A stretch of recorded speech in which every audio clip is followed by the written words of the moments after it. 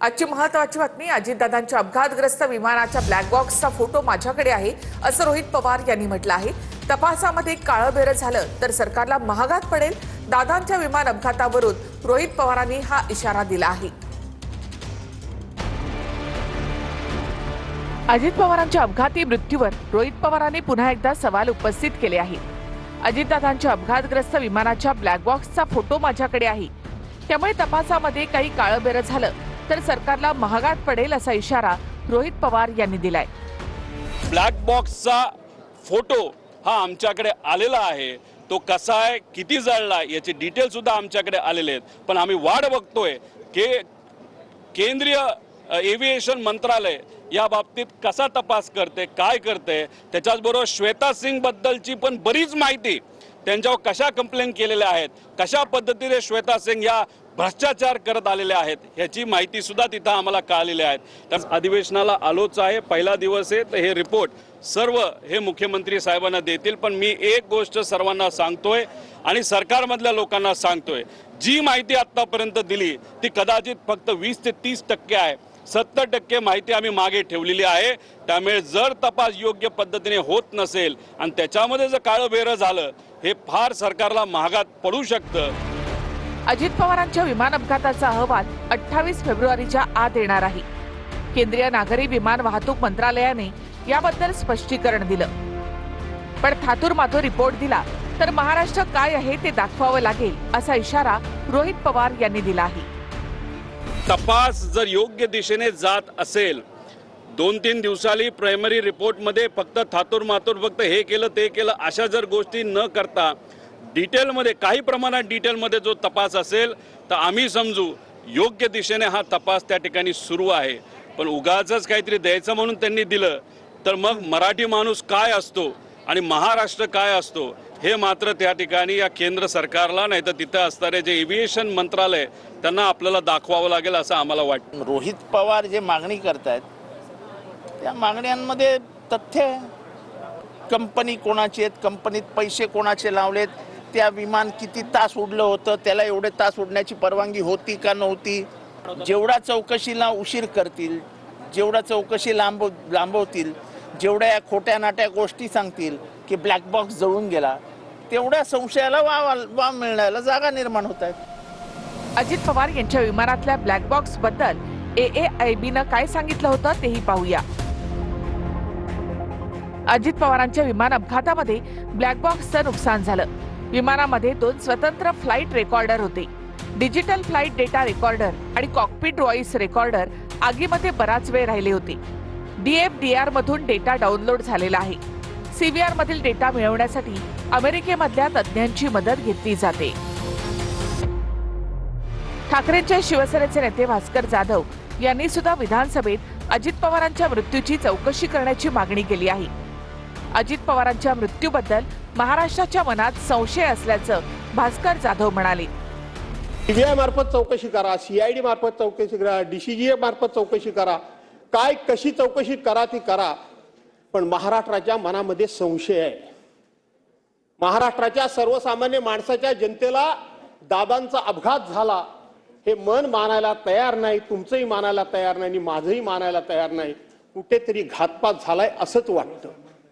काय झालं काय नाही झालं चौकशी अंती बाहेर येईल। अजितदादा महाराष्ट्राला न लाभलेले उत्कृष्ट मुख्यमंत्री असल्याचं फडणवीस म्हणाले। राजकारणामध्ये खूप मोठी इनिंग दादा खेळतील असं दिसत होतं। दादाने जीवनाचं टायमिंग चुकवलं, याची हळहळ नेहमीच राहील अशी भावना फडणवीसांनी व्यक्त केली आहे। दादांच्या शोकप्रस्तावावेळी फडणवीसांनी दादांच्या आठवणींना उजाळा दिलाय। पहिल्यांदाच दादांनी टायमिंग मात्र चुकवलं आणि ते टायमिंग म्हणजे ज्यावेळेस राजकारणामध्ये खूप मोठी इनिंग दादा खेळतील हे आपल्या सगळ्यांना दिसत होतं। अशा परिस्थितीमध्ये त्याने पहिल्यांदा जीवनाचं टायमिंग चुकवलं आणि त्याची हळहळ ही आपल्या सर्वांना नेहमीच राहील। खरं तर दादा 6 वेळा उपमुख्यमंत्री झाले, सर्वाधिक वेळा उपमुख्यमंत्री होण्याचा मान त्यांना मिळाला। पण अनेक वेळा ते असं म्हणायचे की मी कधीतरी मुख्यमंत्री होईल, पण मी उपमुख्यमंत्री मात्र नेहमी राहील अशा पद्धतीनं अनेक वेळा गमतीने ते म्हणायचे. आज मी असं म्हणू शकतो, Ajitdada Pawar was the best chief minister Maharashtra never had. एक जो चांगला मुख्यमंत्री महाराष्ट्राला मिळू शकला असता तो अजितदादांच्या रूपानं आता आपल्यामध्ये नाही. साधारण 2014 नंतर एक भावनिक नातं हे दादांशी तयार झालं. मी अनेक वेळा माझ्या मुलाखतीत म्हणायचो की राष्ट्रवादी काँग्रेस आमचं स्ट्रॅटेजिक पार्टनर आहे, पण त्याच वेळी माझ्या मनात मात्र मला हे पक्क माहिती होतं की अजितदादा हे काही स्ट्रॅटेजिक पार्टनर नाही आहेत, तर अंतःकरणातनं आपल्यावर प्रेम करणारा अशा प्रकारचा आपला मित्र म्हणून खरं म्हणजे अजितदादांकडे मी बघितलं आणि त्यांनीही माझ्याकडे त्याच पद्धतीनं बघितलं आणि जीवनभर मला असं वाटतं की आमचं ते नातं त्यांच्या अंतिम दिवसापर्यंत कायम होतं. तर विधान परिषदेमध्ये सुद्धा शोकप्रस्ताव मांडण्यात आला. अजित पवारांच्या जाण्यानं मी मोठा भाऊ गमावला अशी भावना उपमुख्यमंत्री शिंदेंनी व्यक्त केली. अजितदादांचा मोठा आधार होता, तो आम्ही गमावला असं शिंदे म्हणाले. दादा माझ्यापेक्षा वयानं मोठे होते, अनुभवानेही मोठे होते. मी माझा मोठा भाऊ गमावलाय असं सातत्याने ते गेल्यापासून वाटतंय. एकनाथराव ही दादांच्या स्टाईलची हाक माझ्या कानात आजही घुमते आहे. आम्ही दादांनाही सांगितलं की मुख्यमंत्री माझी लाडकी बहीण योजना आपल्याला करायची आहे, करावी लागेल. आणि दादा कसलेले अर्थकारणी होते, त्यांनी लाडक्या बहिणींसाठी देखील तरतूद केली आणि विकास कामांना देखील निधी कमी पडू दिला नाही. 7 वेळा आमदार, 6 वेळा उपमुख्यमंत्री, 11 वेळा बजेट मांडणारे वित्तमंत्री, वर्षभरासाठी विरोधी पक्षनेता, ही त्यांची चौफेर कामगिरी आहे. शरद पवार साहेबांपाठोपाठ आपलं होम ग्राउंड म्हणजे बारामतीचा किल्ला अजितदादांनी केवळ लढवला नाही, सांभाळला, बळकट केला. 70,000 कोटींच्या घोटाळ्याच्या आरोपानंतर सुद्धा अजितदादा खचले नाही असं उद्धव ठाकरे यांनी म्हटलंय. मात्र एखाद्याला जीव नकोसा होईपर्यंत आरोप करून बदनामी करू नका. अजितदादांच्या शोकप्रस्तावावर बोलताना उद्धव ठाकरेंनी भाजपावर निशाणा साधलाय. अनेक जण अशी असतात की जी जवळ असताना कळत नाहीत, पण काही जण अशी असतात की जी जवळ आल्यानंतर आपल्याला व्यवस्थित कळतात. ही अजितदादांच्या पक्षाच्या आणि त्यांच्या विचारधारणेच्या विरोधातली होती. आम्ही कधी एकत्र येऊ असं ध्यानीमनी सुद्धा वाटलं नव्हतं. अजितदादांच्या बद्दल म्हणायचं झालं तर 2 सकाळ अशा होत्या, त्यातली एक सकाळ ही महाराष्ट्राला त्यांच्या कृतीने धक्का देणारी होती आणि दुसरी सकाळ ही महाराष्ट्राला चटका देणारी होती, अंतःकरणाला चटका देणारी होती. अलीकडच्याच काळामध्ये अजितदादांचं एक वक्तव्य आहे की ज्यांनी त्यांच्यावर 70,000 कोटीचे घोटाळे केले त्यांच्यासोबत ते आज सत्तेत आहेत. हे मी का सांगतोय की एखादी व्यक्ती असते तेव्हा तिला आपण जीव नकोसा करतो, एवढं इतपत त्याला बदनाम करतो की नको तो जीव, आणि मग तोच आपल्यातनं गेल्यानंतर तो अचानक आपलासा वाटायला लागतो. मला असं वाटतं की या निमित्ताने आपण सगळ्या जणांनी एक मर्यादा पाळण्याची गरज आहे. कोणाला किती बदनाम करायचं, आयुष्यातून खरंच किती उठवायचं. दुर्दैवाने अपघातात त्यांचं निधन झालं. एखादा खचलेल्या मनाचा असता तर त्यांनी खरोखर जीव दिला असता. अजितदादांच्या आठवणीने सभागृहामध्ये रोहित पवार भाऊक झाले. दादा मला राजकीय वजन वाढवण्याचा सल्ला द्यायचे असं रोहित पवार यांनी म्हटलं. तर दादांवरील आरोपामध्ये काहीही सिद्ध झालं नाही. दादांवर केलेले आरोप समुद्रात बुडवा असं रोहित पवारांनी म्हटलंय. मला ते म्हणायचे की रोहित तुझ्या झिपऱ्या वाढल्यात, जरा झिपऱ्या कमी कर. त्या दिवशी एक आदरांजली म्हणून तिथं मी माझे केस कापले. ते मला म्हणायचे तू जरा शारीरिक वजन वाढले, तू जरा शारीरिक वजन कमी कर पण राजकीय वजन वाढव. मी नुसतं म्हणायचो हो करतो, पण मी त्यांना शब्द देतो की माझी हेअरस्टाईल मी अशीच ठेवेल, शारीरिक वजन कमी करेल, राजकीय वाढवेल. जनतेच्या विकासाचं राजकारण करत असताना दादांवर नको नको ते आरोप झाले. त्यावेळी दादा किती अस्वस्थ व्हायचे हे आम्हा सगळ्यांना त्या ठिकाणी माहिती. विशेष म्हणजे यातील एकही आरोप या मंडळींना सिद्ध करता आला नाही. उलट ज्यांनी त्यांच्यावर आरोप केले त्यांनीच नंतरच्या काळामध्ये त्यांची प्रशंसा केलेली आपण सर्वांनी बघितली. देवेंद्र फडणवीस साहेब हे दादांचे जिवलग मित्र म्हणून ओळखले जातात.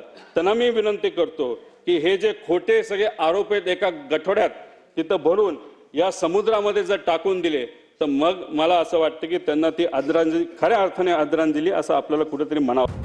जेडपीमध्ये आरक्षणाची 50% मर्यादा ओलांडल्याप्रकरणी सुप्रीम कोर्टामध्ये सुनावणी पार पडली. 50% मर्यादा ओलांडून निवडणुका घेण्यास कोर्टानं नकार दिलाय. 50% आरक्षण मर्यादेचा प्रश्न निकाली निघालेला नाही, त्यामुळे निवडणुका घ्या असं म्हणणं उचित नाही अशी भूमिका सुप्रीम कोर्टानं मांडली आहे. राज्यातील उर्वरित स्थानिक स्वराज्य संस्थांच्या निवडणुका लांबणीवर पडल्या आहेत. 50% आरक्षण मर्यादा ओलांडलेल्या स्थानिक स्वराज्य संस्थांच्या निवडणुकीवर मनाई कायम आहे. 50% आरक्षणाचा प्रश्न निकाली निघेपर्यंत निवडणुका घेणं उचित नाही अशी कोर्टानं भूमिका मांडली आहे. उरलेल्या स्थानिक स्वराज्य संस्थांच्या निवडणुका अनिश्चित काळासाठी प्रलंबित आहेत.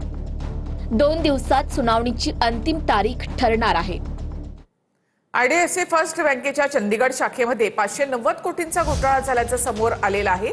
घोटाळ्यामुळे बँकेचे शेअर्स तब्बल 20% कोसळले. बँकेतल्या 4 कर्मचाऱ्यांकडनं घोटाळा करण्यात आला असून 4 निलंबन करण्यात आले. आयडीएफसी फर्स्ट बँकेच्या चंदीगड शाखेत तब्बल 590 कोटींचा घोटाळा झालाय. हरियाणा सरकारच्या एका विभागाच्या बँक खात्यात अनधिकृत व्यवहार करून हा घोटाळा करण्यात आलाय. हरियाणा सरकारच्या एका विभागानं खाते बंद करण्याची विनंती आयडीएफसी फर्स्ट बँकेला केली होती. आयडीएफसी फर्स्ट बँकेतील पैसे दुसऱ्या बँकेतल्या खात्यात ट्रान्सफर करा अशी विनंती देखील करण्यात आली होती. खातं बंद करण्याच्या प्रक्रियेदरम्यान आयडीएफसी फर्स्ट बँकेनं बॅलन्स चेक केला. त्यावेळी सरकारी विभागाच्या खात्यातील शिल्लक आणि बँकेच्या रेकॉर्डमध्ये मोठी तफावत आढळली. ही तफावत लक्षात आल्यानंतर बँकेनं अंतर्गत तपास सुरू केला. यावेळी बँकेतल्या 4 कर्मचाऱ्यांनी हा घोटाळा केल्याचं उघड झालं. त्या 4ही कर्मचाऱ्यांना तत्काळ निलंबित करण्यात आलं. आयडीएफसी फर्स्ट बँकेनं पोलिसांमध्ये तक्रार केली. रिझर्व्ह बँक आणि स्टॉक एक्सचेंजला देखील याची माहिती दिली. आयडीएफसी फर्स्ट बँकेतील 4 कर्मचाऱ्यांनी बाहेरच्या व्यक्तींसोबत मिळून हे कृत्य केल्याचा संशय आहे. बनावट चेक आणि पैसे काढण्यासाठी हातानं लिहिलेल्या पावत्या आणि अनधिकृत ट्रान्झॅक्शन करून पैशांचा अपहार केल्याचं उघड झालंय. फसवणूक करणाऱ्या 4ही जणांना अटक करण्यात आली आहे. आयडीएफसी फर्स्ट बँकेनं आता पैसे वसूल करण्याची प्रक्रिया सुरू केली आहे. आयडीएफसी फर्स्ट बँकेतल्या घोटाळ्यामुळे बँकेचे शेअर्स तब्बल 20% कोसळले. नंतर आपलं पुन्हा एकदा स्वागत. अजितदादांच्या नावाचं एक स्मृतिस्थान विधिमंडळाच्या आवारामध्ये व्हावं यासाठी मुख्यमंत्री आणि गटनेत्यांबरोबर चर्चा करेन आणि बोर्डासमोर निर्णय ठेवेन असा निर्णय विधानसभा अध्यक्ष राहुल नार्वेकर यांनी घेतलेला आहे. अजितदादांसारखे थोर नेते फार कमी होतात आणि पुढच्या पिढीला या नेत्याबद्दल आणि या नेत्यांनी महाराष्ट्राची जी सेवा केली आहे आणि ज्या प्रकारे त्यांनी आपलं राजकीय जीवन जगलेलं आहे त्याची जाणीव असण्यासाठी अजितदादांच्या नावाचं एक स्मृतिस्थान या विधिमंडळाच्या आवारात होणं आवश्यक आहे असं मला वाटतं. त्या संदर्भात निश्चितपणे मी मुख्यमंत्र्यांबरोबर, गटनेत्यांबरोबर आणि बोर्डासमोर हा प्रस्ताव ठेवून येणाऱ्या काळात योग्य निर्णय